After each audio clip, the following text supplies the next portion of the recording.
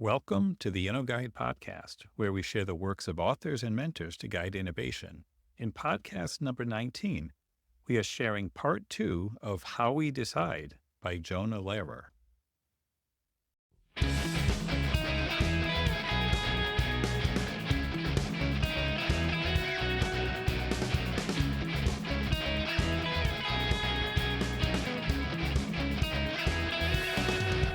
In part 1 of How We Decide, we explored how decision-making works under pressure, from a simulated emergency landing of an airplane to Tom Brady's quick thinking in the 2002 Super Bowl. We uncovered the role of intuition, emotions, and rationality in critical moments. We now start at Chapter 5. The title of this chapter is Choking on Thought. Jonah explores the paradox of rational thought, illustrating how overthinking can sometimes hinder performance rather than enhance it. He begins with the story of Wag Dodge, television focus groups, and Flight 232, emphasizing that while rational thought can be beneficial, it's not always the best approach. The prefrontal cortex, responsible for rational thinking, is often seen as the key to making sound decisions, but this assumption is challenged by new insights into decision-making. He argues that while society values deliberation and careful analysis, believing it leads to better outcomes, this isn't always the case. This belief that rational deliberation is superior to impulsive decisions is deeply ingrained, yet the reality is more complex. He's highlighting that sometimes rationality leads us astray, as demonstrated by the experiences of people like opera singer Renee Fleming and golfer Jean van de Velde. Renee Fleming's story serves as an example of choking, where excessive self-consciousness and overthinking led to performance anxiety. Despite her expertise, Fleming's focus on technical details during a performance caused her to screw up. Similarly, Jean van de Velde's infamous collapse at the 1999 British Open illustrates how overthinking can disrupt the fluidity of well-practiced skills, leading to failure. He was a famous golfer. He got to hole 18 and totally choked because he was thinking the way he thought when he learned, instead of just letting his autonomic system drive his skill set the way he had practiced. He references research by Sean Bailioch, who shows that while beginners benefit from conscious reflection, experienced people perform worse when they overthink. This is because their skills have become automated and conscious interference disrupts their natural abilities. The phenomenon of choking is thus linked to the prefrontal cortex's interference with tasks that should be performed automatically. He also discusses Claude Steele's research on stereotype threat, which shows how performance anxiety can affect standardized test scores. When people are reminded of negative stereotypes, they become overly cautious, leading to poorer performance. This further shows how rational thought can backfire as we focus on avoiding mistakes rather than trusting our instincts. In conclusion, he suggests that while rational thought is a powerful tool, it shouldn't be relied on exclusively. Overthinking leads to decision-making errors because we ignore our intuitive feelings and opt for choices that seem rational but may not be the best. This lesson from these examples is that a balance between rationality and intuition is critical for effective decision-making. The illusion of rational choice. In this exploration of decision-making, Jonah delves into the complexities of how we choose products, revealing the pitfalls of over-reliance on rational thought. He begins with Consumer Reports' methodical approach to product testing, emphasizing objectivity and expertise. However, a test taste of strawberry jams conducted by Timothy Wilson, a psychologist, challenges the assumption that rational analysis always leads to better decisions. Wilson's experiment uses college students to rank jams previously evaluated by experts. Initially, the students' preferences aligned perfectly with the experts, demonstrating our natural ability to discern the quality. However, when asked to rationalize their choices, the students' preferences changed significantly, favoring the worst-rated jam. This shift illustrates how overthinking can distort our natural instincts, leading to poor decisions. He extends this concept to other scenarios, such as choosing posters and buying homes. In a study involving poster selection, women who relied on their instincts were more satisfied with their choices than those who overanalyzed. Similarly, when buying homes, people often prioritize quantifiable features like extra space over more impactful features like commute time, leading to dissatisfaction. The poster selection test was extremely interesting. There were 5 posters. 3 of them were posters of famous paintings, and 2 of them were silly cat pictures. And the first group was told, when you look at these posters, pick one and take it home.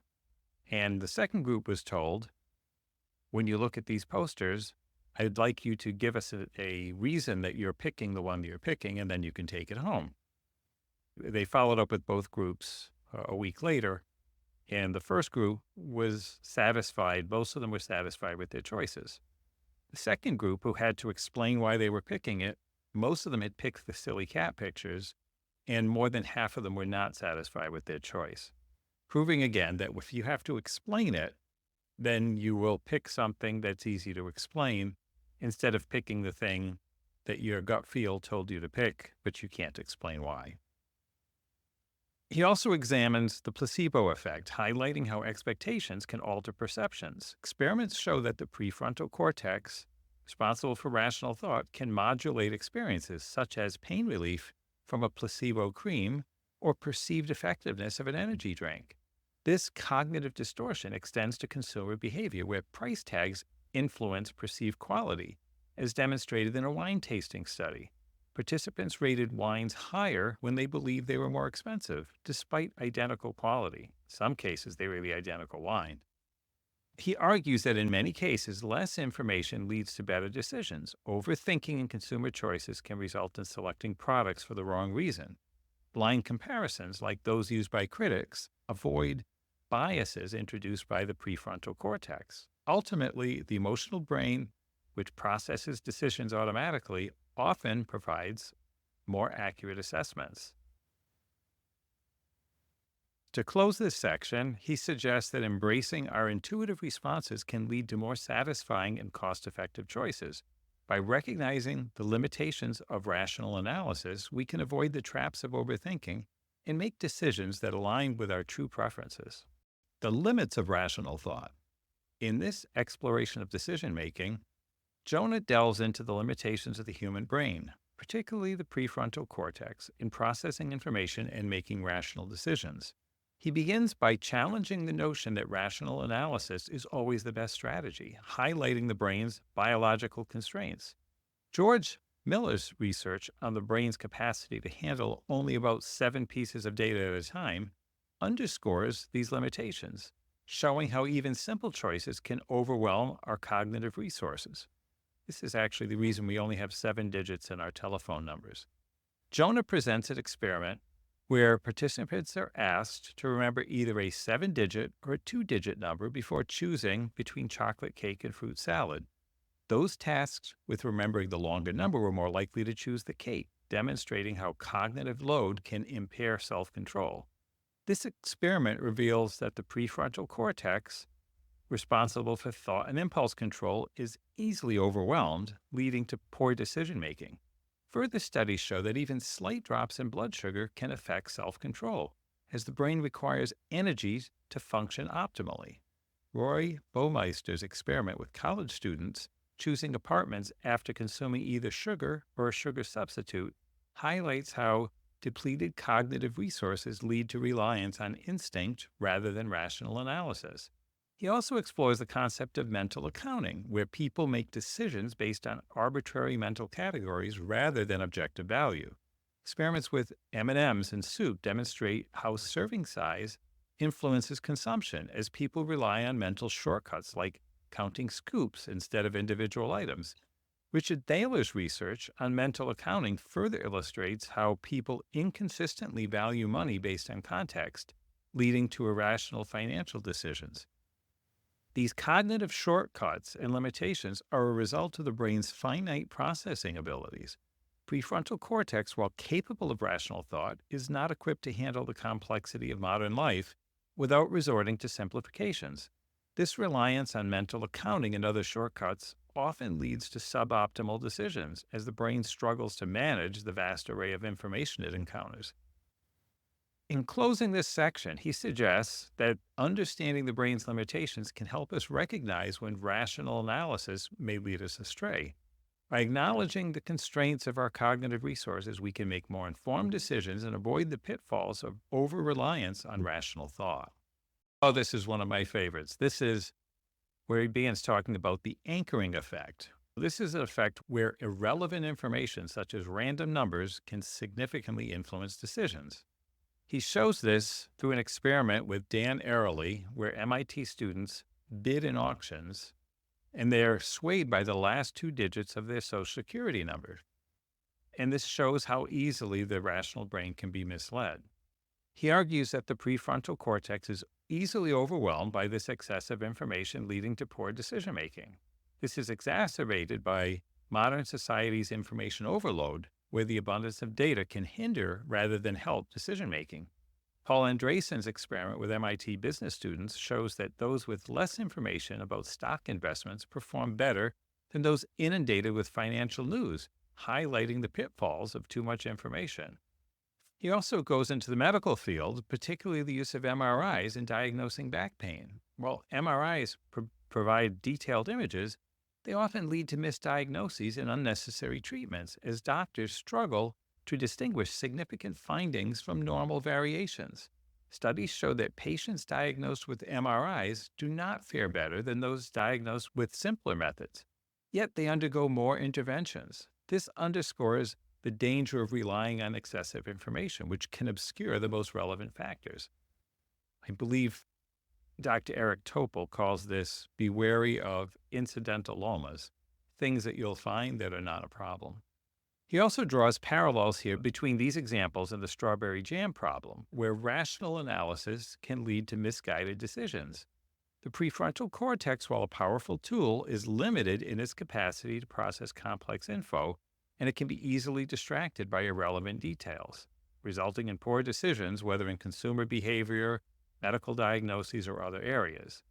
So we need to understand these constraints, and we can make more informed decisions and avoid the pitfalls of over-reliance on rational analysis.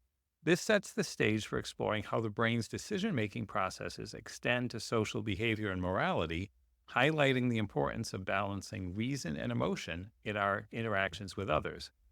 That's where we'll go in the next chapter. The moral mind.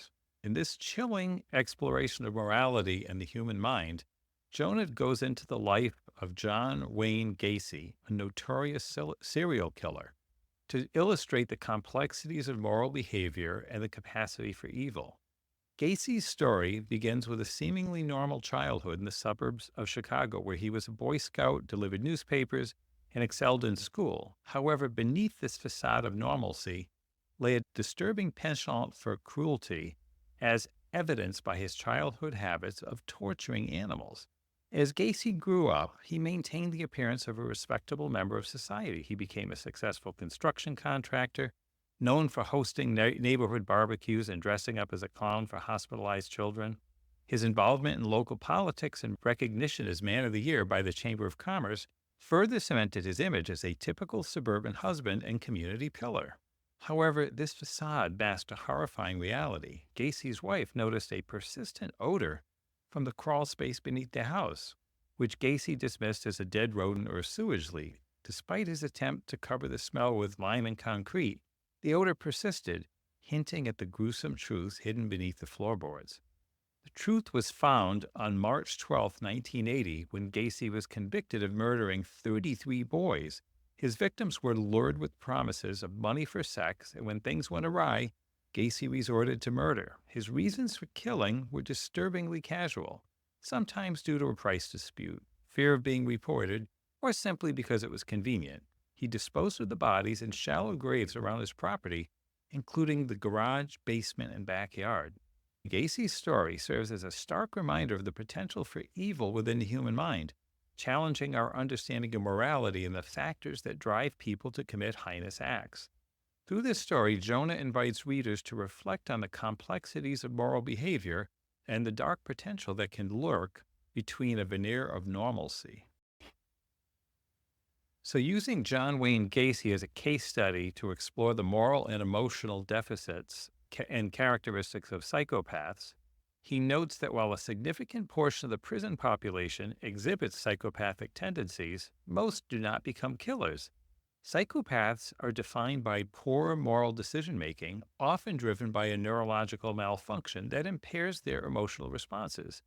Gacy, a notorious serial killer, exemplifies the psychopathic inability to feel remorse or empathy. Despite committing heinous acts, he experienced no guilt, highlighting a profound moral deficiency. This lack of emotional response is central to understanding psychopathy. Psychopaths, unlike normal individuals, do not react emotionally to others' suffering. For instance, when shown distressing images, they remain unaffected, whereas most people would have visceral reactions.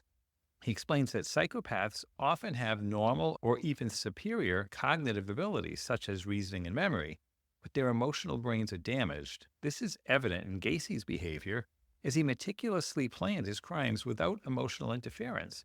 His calm demeanor, even when discussing his innocence, underscores this emotional detachment. This discussion extends to the broader implications of psychopathy on moral decision-making. Normal moral behavior involves considering feelings of others and empathizing with their states of mind, something psychopaths are incapable of. This emotional void is linked to a malfunctioning amygdala, a brain region crucial for processing emotions like fear and anxiety. Consequently, psychopaths do not learn from negative experiences and are more likely to reoffend. Jonah challenges traditional views of morality, which emphasize rationality and logic. He argues that moral decisions are primarily emotional, with rational justifications constructed post hoc. This is illustrated through a moral scenario involving siblings engaging in consensual sex, which most people instinctively judge as wrong despite logical arguments to the contrary. This moral dumbfounding reveals that our moral judgments are driven by emotions rather than reason. In closing this section, he suggests that the absence of emotional guidance in psychopaths leads to their dangerous behavior. Without the emotional cues that inform moral decisions, psychopaths like Gacy can rationalize any action, making them particularly dangerous. Moral decisions are distinct from other types of decisions because they require us to consider the well-being of others rather than just our own pleasure. When choosing a product like strawberry jam, selfishness is the ideal strategy, as you're focused solely on your own enjoyment. However, moral decisions demand a balance between selfishness and selflessness because they involve the emotions and needs of others. The evolution of morality introduced new decision-making mechanisms in the brain, allowing humans to empathize with and avoid harming others. These moral circuits are a recent adaptation found only in highly social primates, with humans being the most social. Neuroscientist Joshua Green's experiment with moral dilemmas involving a runaway trolley illustrates how the brain processes moral decisions. In one scenario, most people agree it's permissible to divert a trolley to kill one person instead of 5, as the decision feels impersonal and rational. However, when asked if they would push a man off a bridge to stop the trolley, nearly everyone refuses, as this direct action feels morally wrong. Green's research shows that different brain areas are activated in these scenarios. Rational decision-making regions are engaged when the decision feels impersonal, while areas responsible for understanding others' emotions are activated in more personal situations. This suggests that our moral instincts are deeply rooted in our brain structure, transcending cultural and religious differences. He challenges the notion that morality is solely a product of religious teachings, arguing instead that moral emotions predate religious codes. These emotions are so powerful that they influence behavior even in extreme situations such as war. During World War II, studies found that many soldiers were reluctant to shoot at the enemy, as the personal moral decision to kill was emotionally overwhelming. The U.S. Army responded by changing training methods to desensitize soldiers to killing, turning it into an impersonal reflex. These changes were effective, as evidenced by increased firing rates in subsequent conflicts like the Korean and Vietnam Wars. The Army's tactics, such as high-altitude bombing, further detach soldiers from the personal cost of war, transforming them into efficient killing machines. This underscores the profound impact of innate moral emotions on human behavior, even in the most amoral circumstances. At its essence, moral decision-making is rooted in sympathy, the ability to empathize with others' experiences. We naturally abhor violence, treat others fairly, and reject suffering because we can imagine what it feels like to be on the receiving end of these actions. This empathetic connection is encapsulated in the Golden Rule: treat others as you wish to be treated. Sympathy, however, is complex. To sympathize, we must first understand what others are feeling, which involves developing a theory of mind. This can be achieved by interpreting facial expressions or imagining ourselves in other situations. For example, a clenched jaw and squinting eyes might indicate anger, while a smile suggests happiness. When direct cues are unavailable, such as during phone calls or emails, we rely on mental simulation to empathize. The impact of these theories on moral decisions is evident in the ultimatum game, a classic experiment in economics. In this game, one person, the proposer, decides how to split $10 with another, the responder. If the responder rejects the offer, both walk away with nothing. Contrary to economists' expectations, people often reject unfair offers, and proposers tend to offer around $5, anticipating this reaction. This behavior, observed globally, defies the notion of pure self-interest and highlights the role of sympathy in fairness. Adam Smith, in The Theory of Moral Sentiments, argued that our moral decisions are driven by emotional instincts in the imagination, which allows us to mirror others' minds. This fellow feeling, in quotes, leads to fairness, as proposers in the ultimate game imagine the responder's reaction to an unfair offer and adjust accordingly. Sympathy also motivates altruism, as demonstrated in experiments where people exhibit brain activity in regions associated with empathy when observing others, even computers, as intentional agents. Those with more active sympathetic regions are more likely to engage in altruistic acts, such as helping strangers or donating to a charity. Altruism feels good because acts of charity activate the brain's reward centers, making it literally better to give than to receive. Neuroscientists learn about the brain by studying when things go wrong, such as in autism, which is characterized by mind blindness, or difficulty interpreting others' emotions. This condition is linked to deficits in mirror neurons and the fusiform face area, which are actually crucial for empathy and recognizing faces. People with autism often make decisions that seem overly rational because they struggle to anticipate others' emotional responses, as seen in their behavior in the ultimatum game. The fragility of our sympathetic instincts is highlighted in the dictator game, where proposers dictate the division of money. When isolated from the responder, proposers become less generous, illustrating how social isolation can suppress empathy and lead to selfishness.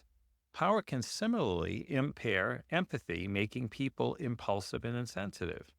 Paul Slovik's research reveals another limitation of sympathy. Statistics fail to evoke moral emotions.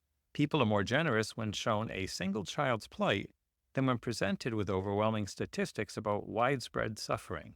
This is because our minds struggle to comprehend large-scale suffering, leading us to act more readily when faced with individual stories. As Mother Teresa noted, focusing on one person can inspire action, while the mass can leave us indifferent. The story underscores our innate capacity for moral decision-making, emphasizing that while we humans are hardwired with sympathetic instincts, these instincts require proper development through experience. When development proceeds normally, people naturally resist harmful actions, make fair decisions, and empathize with others' pain. However, developmental disruptions such as genetic conditions like autism or environmental factors like child abuse can severely impair these moral instincts. He highlights that the profound impact of child abuse on moral development using examples from both human and animal studies. Jonah highlights the profound impact of child abuse on moral development using examples from both human and animal studies. He discusses Harry Harlow's experiments with monkeys that demonstrated the critical need for affection and attachment in early development. Harlow's isolated monkeys, deprived of maternal comfort, exhibited severe social and emotional dysfunction, underscoring the importance of love and attachment. This extends to human examples, notably the tragic conditions in Romanian orphanages where children suffered from severe neglect. These children, like Harlow's monkeys, displayed significant emotional and social impairments, struggling with basic social interactions and empathy. He also references studies on abused American children, illustrating how early abuse disrupts the development of sympathy and moral reasoning. Abused children often react to distress in others with aggression, mirroring the violence they experience due to a lack of emotional education. Despite these tragic exceptions, he asserts that humans are fundamentally designed to empathize and care for one another. This is supported by an experiment with rhesus monkeys, which showed that the monkeys would forego food to prevent another monkey from suffering, highlighting the deep-rooted nature of empathy and moral behavior in primates. Overall, Jonah argues that while moral instincts are innate, their development is contingent on a nurturing environment, and disruptions can lead to profound moral and emotional deficits. Chapter 7. In the intricate dance of decision-making, the brain operates much like an editorial board, constantly engaged in internal debates and arguments. This concept is vividly illustrated through the lens of the 2008 presidential primary, where the Concord Monitor's editorial board faced the challenging task of endorsing a candidate. Despite the candidate's similar policy positions, the board members were fiercely divided between Hillary Clinton and Barack Obama, each editor driven by a preference they couldn't fully articulate. This scenario mirrors the brain's decision-making process, where different regions and emotions compete for dominance, often without clear rational justification. The brain's internal argument is not limited to complex political decisions, but extends to everyday choices such as selecting breakfast cereals or making purchases. Each option triggers a unique set of emotions and thoughts competing for attention. Neuroscientist Antoine Becerra likens this to natural selection, where stronger emotions and more compelling thoughts gain an advantage. This process is largely emotional and unconscious, with the brain's emotional centers often dictating decisions. Research by Brian Knutston and George Lowenstein further explores this by examining consumer behavior. Their experiments show that when people consider purchasing an item, the nucleus accumbens, associated with desire, and the insula, linked to aversion, engage in a tug-of-war. The prefrontal cortex, responsible for rational thought, plays a secondary role. If the insula's aversion outweighs the nucleus accumbens' desire, the purchase is avoided. Conversely, if the nucleus accumbens' excitement or the perception of a good deal prevails, the item is bought.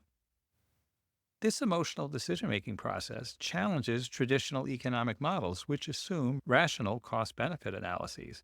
Instead, decisions are driven by emotional responses, often manipulated by retail environments designed to stimulate desire and suppress aversion. Stores like Costco strategically place desirable items and use promotional tactics to excite the nucleus accumbens and pacify the insula, encouraging spending. Credit cards exacerbate this by inhibiting the insula, making consumers less sensitive to costs and more prone to impulsive purchases. This dynamic underscores the brain's complex decision-making process, where emotional arguments often overshadow rational deliberation, leading to choices that feel unanimous but are the result of internal debates. There's something unsettling about seeing the brain as one big argument. We like to believe that our decisions reflect a clear cortical consensus, that the entire mind agrees on what we should do, and yet that serene self-image has little basis in reality. The nucleus accumbens might want the George Foreman grill, but the insula knows that you can't afford it, or the prefrontal cortex realizes that it's a bad deal. The amygdala might like Hillary Clinton's tough talk on foreign policy, but the ventral striatum is excited by Obama's uplifting rhetoric. These antagonistic reactions manifest themselves as a twinge of uncertainty. You don't know what you believe, and you certainly don't know what to do. The dilemma, of course, is how to reconcile the argument. And if the brain is always disagreeing with itself, then how can a person ever make a decision? At first glance, the answer seems obvious: force a settlement. The rational parts of the mind should intervene and put an end to all the emotional bickering. While such a top down solution might seem like a great idea, using the most evolutionary advanced parts of the brain to end the cognitive dissonance, this approach must be used with great caution. The problem is that the urge to end the debate often leads to neglect of crucial pieces of information. A person is so eager to silence the amygdala, or quiet the OFC, or suppress some bit of the limbic system, that he or she ends up making a bad decision. A brain that's intolerant of uncertainty, that can't stand the argument, often tricks itself into thinking the wrong thing. What Mike Pride says about editorial boards is also true of the cortex. The most important thing is that everyone has their say, that you listen to the other side and try to understand their point of view. You can't short-circuit the process. Unfortunately, the mind often surrenders to the temptation of shoddy top-down thinking. Just look at politics. Voters with strong partisan affiliations are a case study in how not to form opinions. Their brains are stubborn and impermeable since they already know what they believe. No amount of persuasion or new information is going to change the outcome of their mental debates. For instance, an analysis of 500 voters with strong party allegiances during the 1976 campaign found that during the heated last 2 months of the contest, only 16 people were persuaded to vote for the other party. Another study tracked voters from 1965 to 1982, tracing the flux of the party affiliation over time. Although it was an extremely tumultuous era in American politics, it was the Vietnam War, stagflation, the fall of Richard Nixon, oil shortages, and Jimmy Carter, nearly 90% of the people who identified themselves as Republican in 1965 ended up voting for Ronald Reagan in 1980. The happenings of history didn't change many minds. It's now possible to see why partisan identities are so persistent. Drew Western, a psychologist at Emory University, imaged the brains of ordinary voters with strong party allegiances during the run-up to the 2004 election. He showed the voters multiple, clearly contradictory statements made by each candidate, John Kerry and George Bush. For example, the experimental subject would read a quote from Bush, praising the service of soldiers in the Iraqi War and pledging to provide the best care for all veterans. Then the subjects would learn that on the same day Bush made this speech, his administration cut the medical benefits for 164,000 veterans. Kerry, meanwhile, was quoted as making contradictory statements about his vote to authorize the war in Iraq. After being exposed to the political inconsistencies of both candidates, the subject was asked to rate the level of contradiction on a scale of 1 to 4, with 4 signaling a strong level of contradiction. Not surprisingly, the reactions of voters were largely determined by their partisan allegiances. Democrats were troubled by Bush's inconsistent statements. They typically rated them a 4, but found Kerry's contradictions much less worrisome. Republicans responded in a similar manner. They excused Bush's gaffes, but almost always found Kerry's statements flagrantly incoherent. By studying each of these voters in an fMRI machine, Western was able to look at the partisan reasoning process from the perspective of the brain. He could watch as Democrats and Republicans struggled to maintain their political opinions in the face of conflicting evidence. After being exposed to the inconsistencies of the preferred candidate, the party faithful automatically recruited brain regions that are responsible for controlling emotional reactions, such as the prefrontal cortex. While this data might suggest that voters are rational agents calmly assimilating the uncomfortable information, Western already knew that wasn't happening since the ratings of Kerry and Bush were entirely dependent on the subject's party affiliation. What then was the prefrontal cortex doing? Well, Western realized that voters weren't using their reasoning faculties to analyze the facts. They were using reason to preserve their partisan certainty. And then once the subjects had arrived at favorable interpretations of the evidence, blithely excusing the contradictions of their chosen candidate, they activated the internal reward circuits in their brains and experienced a rush of pleasurable emotions. Self-delusions, in other words, felt really good. Essentially, it appears as if partisans twirl the cognitive kaleidoscope till they get the conclusions they want, Western says. And then they get massively reinforced for it with the elimination of negative emotional states and activation of positive ones. The flawed thought process plays a crucial role in shaping the opinions of the electorate. Partisan voters are convinced that they're rational. It's the other side that's irrational, but actually, all of us are rationalizers. The Princeton political scientist Larry Bartels analyzed survey data from the 1990s to prove this point. During the first term of Bill Clinton's presidency, the budget deficit declined by more than 90%. However, when Republican voters were asked 1996 what happened to the deficit under Clinton, more than 55% said it had increased. What's interesting about this data is so-called high information voters. These are the Republicans who read the newspaper, watch cable news, and can identify their representatives in Congress. They weren't better informed than low information voters. Many low information voters struggled to name the vice president. According to Bartels, the reason knowing more about politics doesn't erase partisan bias is that voters tend to assimilate only those facts that confirm what they already believe. If a piece of information doesn't follow Republican talking points and Clinton's deficit reduction didn't fix the tax and spend liberal stereotype, then the information is conveniently ignored. Voters think that they're thinking, Bartels says, but what they're really doing is inventing facts or ignoring facts so they can rationalize decisions they've already made. Once you identify with a political party, the world is edited to fit within your ideology. At such moments, rationality actually becomes a liability since it allows us to justify practically any belief. Prefrontal cortex is turned into an information filter, a way to block out disagreeable points of view. Let's look at an experiment done in the late 60s by cognitive psychologists Timothy Brock and Joe Ballone. Half of the subjects involved in the experiment were regular churchgoers and half were committed atheists.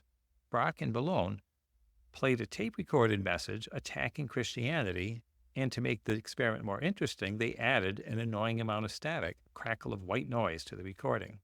However, the listener could reduce the static by pressing a button, at which point the message suddenly became easier to understand. The results were utterly predictable and rather depressing. The non-believers always tried to remove the static, while the religious subjects actually preferred the message that was harder to hear.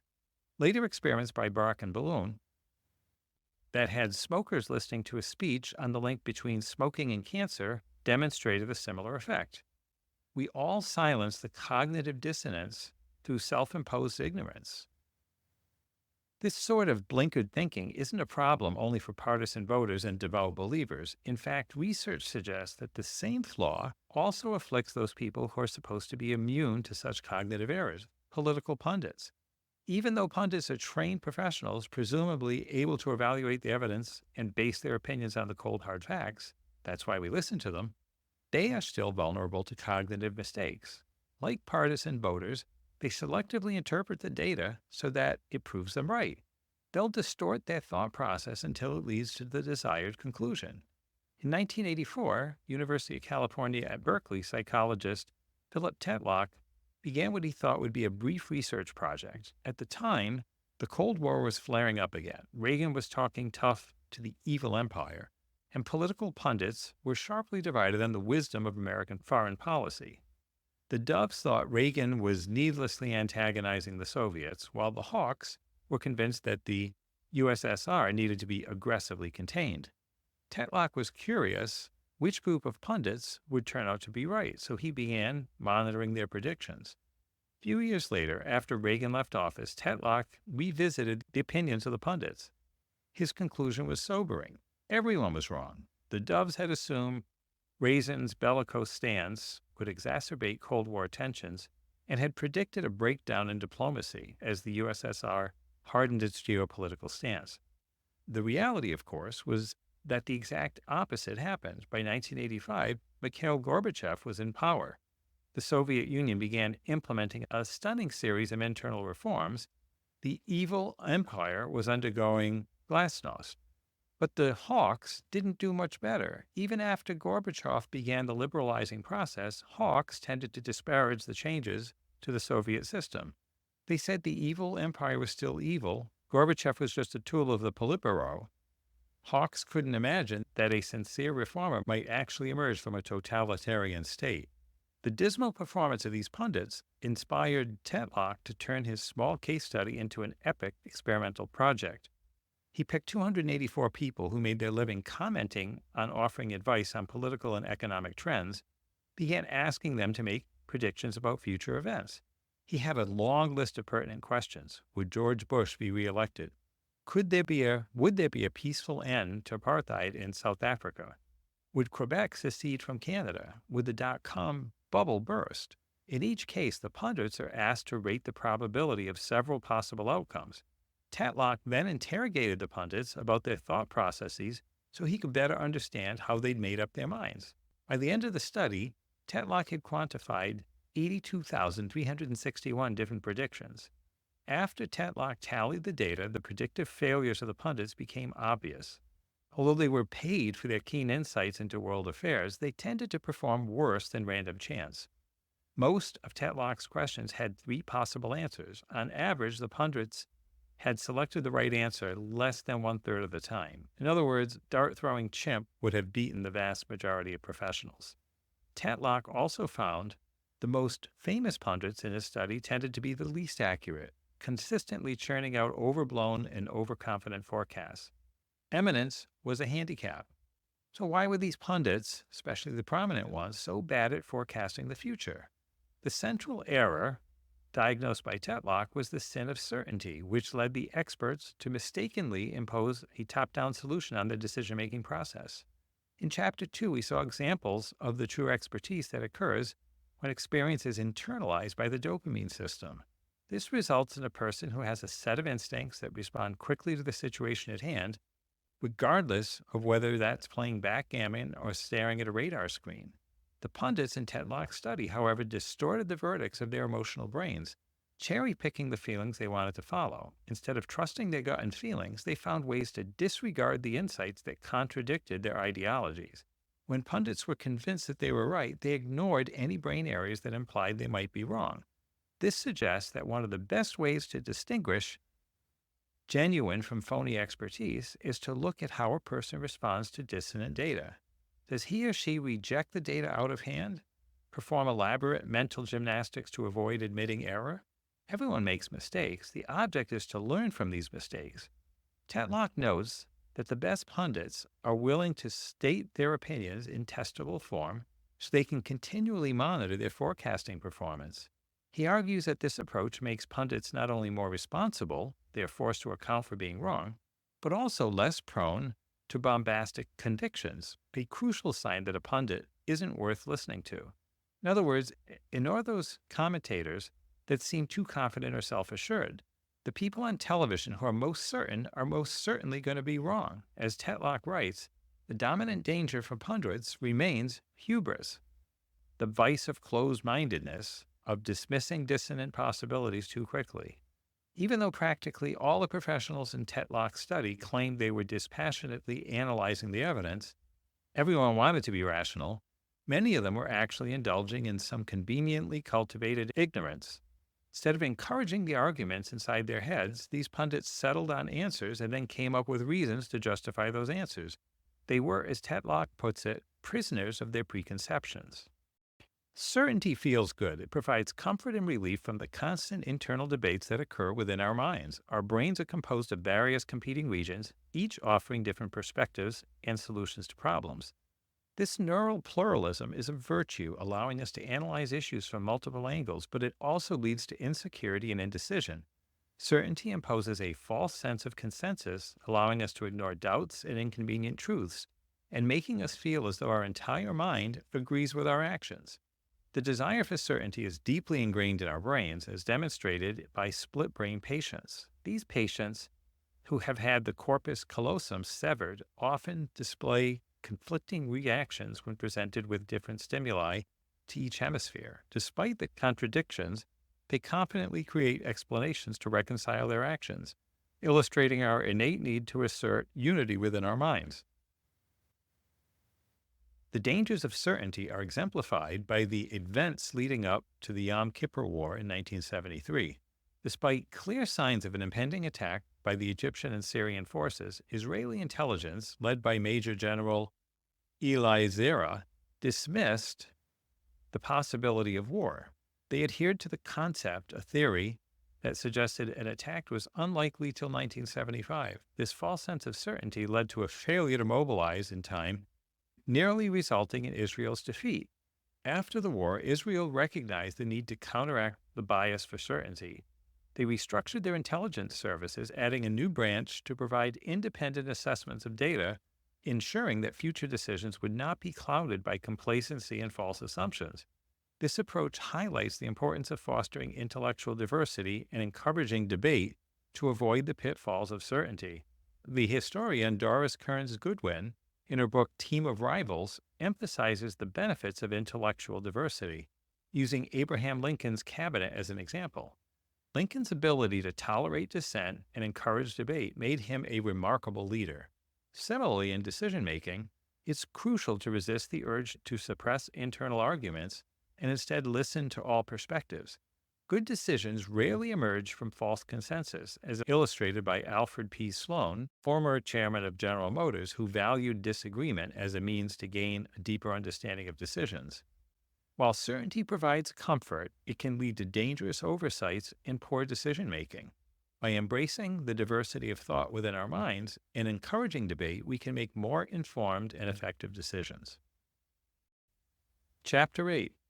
Michael Binger is a particle physicist at Stanford specializing in quantum chromodynamics, but he's also a professional poker player. Each year, he joins thousands of other players in Las Vegas for the World Series of Poker, WSOP, the most prestigious event in the poker world. Unlike traditional athletes, poker players are athletes of the mind, where the quality of decision-making distinguishes experts from amateurs. Binger's journey into poker began during his college years at North Carolina State University, where he was a math and physics major. Initially frustrated by the luck involved in blackjack, he taught himself to count cards, practicing in noisy bars to hone his focus. His quantitative skills gave him an edge, allowing him to consistently beat the house, which eventually led to him being blacklisted from several casinos. After starting grad school at Stanford, Binger tried to focus on physics, studying complex topics like supersymmetry and the Higgs boson. However, he missed playing cards and gradually returned to poker, eventually making more money from poker tournaments than from his academic pursuits. This led him to pursue poker professionally.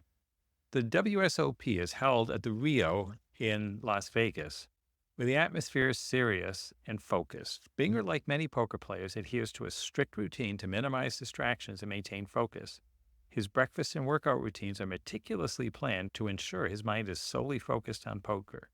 In 2006, Binger was one of 8,773 players who paid $10,000 to enter the WSOP main event, a no-limit Texas Hold'em competition. The tournament is highly lucrative, with the top prize expected to exceed $12 million. The rules of Texas Hold'em are simple, but the game is profoundly statistical, with each hand ranked by its rarity. Successful players like Binger use their understanding of probabilities to inform their betting decisions. Poker is not just about the cards, it's about the art of betting, which involves reading opponents and bluffing. Binger's strategy in the early rounds was to play conservatively, folding most hands and only betting on statistically strong hands. This approach allowed him to survive the initial rounds, where many inexperienced players were eliminated. As the tournament progressed, Binger became more aggressive, using his math skills to calculate odds and make informed bets. By the fifth day, he was in fourth place with nearly $6 million in chips. On the eighth day, he reached the final table, where he faced tough competition, including Hollywood producer Jamie Gold, who had a significant chip lead. Binger's success at the final table was not just due to his mathematical prowess, but also his ability to read opponents and make intuitive decisions. In a critical hand against Paul Wasika, Binger used a strategic bluff to double his chips, despite the risk involved. This decision was based on a gut feeling rather than pure probability, highlighting the human element of poker. Michael Binger's journey from physics to professional poker illustrates the importance of decision-making, both analytical and intuitive, in achieving success. Poker is a game of probabilities and psychology, where understanding the odds and reading opponents are crucial skills. And Binger's story demonstrates that while math and logic are essential, sometimes the best decisions come from an inexplicable gut feeling. In the world of professional poker, players navigate a deterministic universe governed by chance and skill. Poker is a game where anything can happen, yet only one outcome occurs. This duality is what makes poker both a game of skill and a gamble. Unlike chess, which is a game of complete information where computers can consistently outplay human grandmasters, poker involves hidden elements and psychological nuances that machines struggle to master. As Binger, a professional poker player, notes, poker is both a science and an art, requiring mastery of both mathematical probabilities and the intangible aspects of human intuition. Binger explains that there are two ways to approach a poker hand. The first is mathematical, treating each hand as a problem of probabilities. This approach involves making rational decisions based on statistical odds, as Binger did during the early rounds of the World Series of Poker, WSOP, by betting on high percentage hands. However, Binger acknowledges that poker is not just about math. The art of the game involves elements that cannot be quantified, such as reading opponents and deciding when to bluff. The unpredictability of a shuffled deck means that even the best calculated odds cannot guarantee success. The distinction between math problems and mysteries is crucial. While some poker hands can be played using statistical analysis, most hands are mysteries that require more than just rational thought. Overthinking can be detrimental, as it can lead players to focus too much on probabilities and not enough on the actions of their opponents. Binger emphasizes the importance of intuition and emotional decision-making in these situations. He trusts his instincts, which have improved with experience, to guide him when there is no clear mathematical solution. This reliance on intuition is supported by Damasio's card-playing experiment, which showed that emotions can guide decision-making more effectively than rational analysis. Participants in the experiment were able to identify the best card decks through their emotional responses long before they could articulate their reasoning. Remember, that was the blue decks versus the red decks, where their gut feel told them very early on, within 10 cards, that the red decks were to be avoided and the blue decks were always a game. And then it took them 50 cards to be able to articulate that. Similarly, successful poker players balance rational analysis with emotional intuition, recognizing the limitations of statistics and the importance of human factors. Poker exemplifies this interplay between rational analysis and emotional intuition. While statistics can guide decisions, the best players know when to trust their instincts. Binger, a physicist by training, acknowledges that poker, like life, cannot be perfectly modeled or predicted, requires accepting uncertainty and embracing the art of decision-making in the face of incomplete information. Op Dijksterhuis, a psychologist at the University of Amsterdam, had a revolution about decision-making while shopping for a car. Overwhelmed by the numerous options and variables, he realized that the complexity of the decision exceeded the capacity of the conscious mind. This led him to explore how people make complex decisions and whether relying on the unconscious mind could be more effective. Dijksterhuis conducted an experiment with Dutch car shoppers, presenting them with descriptions of 4 used cars, each rated in 4 categories. In the simple scenario where subjects could consciously think about choices, over 50% chose the best car. However, when subjects were distracted with word games and forced to rely on their unconscious minds, they made worse choices, confirming the conventional wisdom that rational analysis is beneficial. However, Dijksterhuis' real breakthrough came when he increased the complexity of the decision by rating each car in 12 categories, simulating the overwhelming reality of car shopping. Under these conditions, those who consciously deliberated chose the best car less than 25% of the time, while those who relied on their unconscious minds chose correctly nearly 60% of the time. This suggested that the unconscious mind could better handle complex decisions by associating positive feelings with the best choice. To test this further, Dijksterhuis surveyed real-world shoppers, assigning complexity scores to various products. He found that for simple products like kitchen tools, conscious deliberation led to more satisfaction. However, for complex decisions like choosing furniture, shoppers were more satisfied when they relied on their emotions than overanalyzing. Dijksterhuis's findings align with Timothy Wilson's research on art poster selection, where subjects were more satisfied with their choices when they let their unconscious minds process the options. This suggests that for complex, subjective decisions, it's better to rely on intuition. I'll play that back again. For complex, subjective decisions, it's better to rely on intuition. The implications of Dijksterhuis's research are profound. He argues that for complex decisions, it's best to gather information consciously, but let the unconscious mind process it. This approach can benefit anyone making difficult decisions, from corporate executives to poker players, long as they have sufficient experience in the domain. Contrary to conventional wisdom, Dijksterhuis suggests that simple decisions are best suited for the conscious mind, while complex problems require the emotional brain's processing power. This doesn't mean making snap decisions, but rather allowing the unconscious mind time to process the information. When faced with complex choices, it's crucial to trust your feelings, as they often know more than the conscious mind. Michael Binger, a physicist by training, discovered that success in poker requires more than just mathematical prowess. Despite his ability to calculate the odds of poker hands, Binger realized that winning at the World Series of Poker involved mastering the unquantifiable aspects of the game. This epiphany led him to understand that poker is not just a math problem, but a complex interplay of intuition and strategy. He learned to balance playing the odds with trusting his instincts, a skill that applies beyond poker to fields like financial markets, where unpredictability reigns. Binger's insight is mirrored in the financial world, where decision-making often involves incomplete information. Andrew Lo, a business professor at MIT, conducted a study with currency speculators and stock traders, finding that their decisions were heavily influenced by emotions. Contrary to the assumption that rationality should dominate, Lo discovered that emotions play a crucial role in successful decision-making. Traders made the best decisions when their emotions were balanced with rational analysis, avoiding both emotional extremes and purely logical approaches. Binger exemplifies this balance by using his prefrontal cortex to monitor his emotions, preventing impulsive mistakes like tilt in poker. For instance, after losing a hand, he consciously reminds himself to focus on the odds rather than succumbing to loss aversion.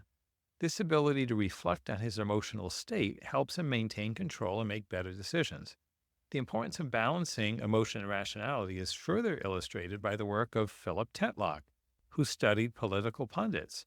Tetlock distinguished between hedgehogs, who rely on a single big idea, and foxes, who adapt their strategies to fit the situation. Foxes, like Binger, are more successful because they think about how they think, constantly evaluating their decision-making process. This introspection allows them to avoid the pitfalls of certainty and make better predictions. Binger's success in poker, including his third-place finish at the 2006 WSOP and subsequent achievements, underscores the value of making better decisions than others at the table. He emphasizes that while luck can cause losses, winning is always the result of superior decision-making. This mindset, rooted in balance of rational analysis and emotional intuition, is key to success in both poker and life. We can begin to outline a taxonomy of decision-making by applying our understanding of the brain to real-world scenarios. The brain's different systems, reason and emotion, are essential tools, each suited for specific tasks. Misusing these systems, such as analyzing strawberry jam or relying on feelings for a vegetable peeler, leads to errors. When certainty takes over, we stop listening to parts of the brain that might suggest we're wrong. The science of decision-making is still in its infancy, with researchers just beginning to understand how the brain makes decisions. The cortex remains largely mysterious, an extraordinary yet imperfect computer. Future research will uncover more about our cognitive processes, revealing new insights and complexities. Despite this, we can already establish some general guidelines to help us make better decisions. Simple problems require reason. There isn't a clear line between easy and hard questions, but generally the rational brain can handle problems with fewer variables. Some scientists suggest that more than 4 variables overwhelm the rational brain, while others believe it can process between 5 and 9 pieces of information at a time. The prefrontal cortex is limited, like an old-fashioned calculator, compared to the emotional brain's fancy laptop. However, reason is crucial for defending against innate flaws like loss aversion. For example, Frank, the contestant on Deal or No Deal, could have avoided a poor decision by rationally evaluating his options. To identify simple problems suited for the rational brain, ask if the decision can be summarized numerically. For instance, since most vegetable peelers are similar, choosing based on price is reasonable. This approach can also apply to products like jam or wine when the details aren't important. Conversely, important decisions about complex items like couches or cars require more than just price considerations. As Dijkhouse demonstrated, relying solely on the prefrontal cortex for these decisions leads to mistakes. Novel problems also require reason. Before relying on emotions for unprecedented problems, consider your past experience.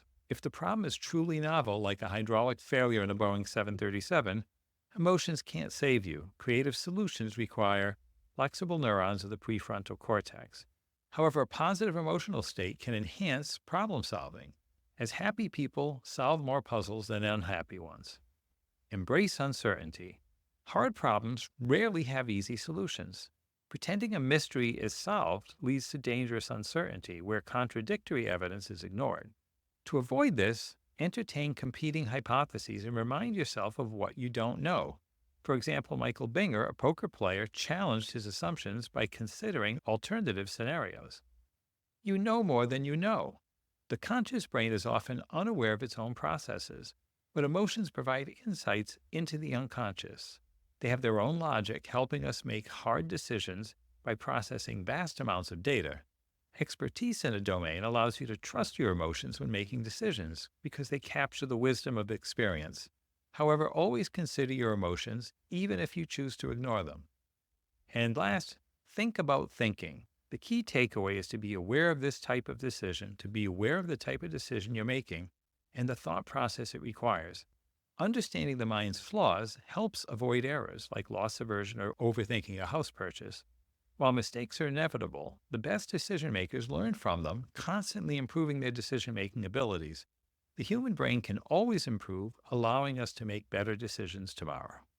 In this final section entitled Coda, Jonah states that certain statistics like the high school dropout rate and the percentage of marriages ending in divorce seem unchangeable. This was once true for plane crashes due to pilot error, which remained at about 65% from 1940 to 1990. However, starting in the early 90s, this percentage began to decline significantly. Today, pilot error accounts for less than 30% of plane accidents, thanks to a 71% reduction in accidents caused by poor decision-making. Flying has become the safest form of travel, with a fatality rate of 0.04 per 100 million passenger miles, compared to 0.86 for driving. Wow. So it's 4% per 100 million passenger miles for flying, compared to 86% per 100 million passenger miles for driving. The dramatic reduction in pilot error can be attributed to two key factors.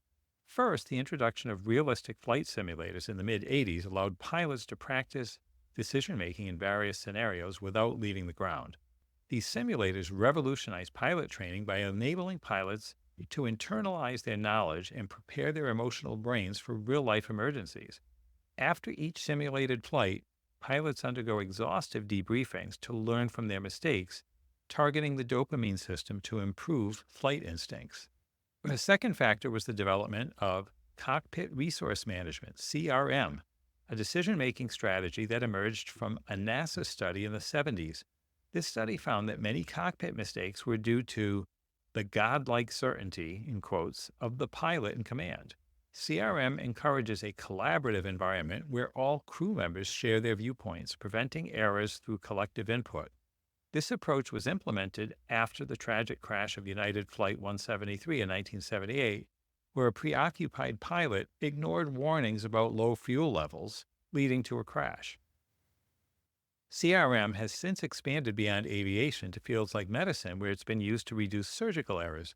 For example, the Nebraska Medical Center implemented CRM training, leading to a significant increase in staff members feeling free to question authority and a dramatic decrease in medical mistakes. In modern airplane cockpits, computers act as the emotional brain, processing vast amounts of information and assisting pilots, who serve as the rational brain. This balance between human and machine ensures safety as both systems work to correct each other's mistakes. The aviation industry's success in reducing errors demonstrates the potential for improvement through self-awareness and innovation. The key to making better decisions lies in understanding our cognitive processes, and using this knowledge to improve. By recognizing our strengths and weaknesses, we can apply the lessons from aviation to other areas, enhancing decision making and performance.